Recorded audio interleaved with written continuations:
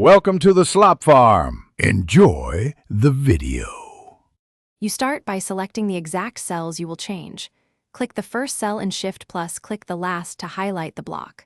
Once selected, set the format to number or general so Excel treats values as numbers, not text.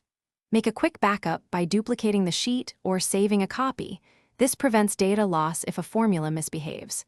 Now you're ready to apply scalable transformations like scaling, rounding, or unit conversion without corrupting the original data. You can transform numbers several ways. Choose Paste Special Multiply for an in-place scale. Put the scale factor in a spare cell, copy it, select your range, then Home Paste Special Multiply to apply. Alternatively, enter a formula like equals A2 asterisk 0, 0, 0, 1 in a new column and fill down to keep originals. Use round, value 2 to limit decimals or text, and custom number formats to change display. These choices determine how values behave in later calculations.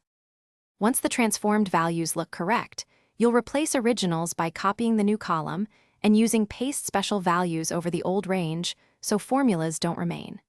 You should verify totals with SUM or sample comparisons to ensure scaling and rounding didn't introduce errors. If something goes wrong, undo immediately, inspect cell formats and formula references, and confirm your scale factor. Often a misplaced decimal or relative reference causes the issue. Then reapply the correct method. Thanks for watching. Consider subscribing if we helped you today.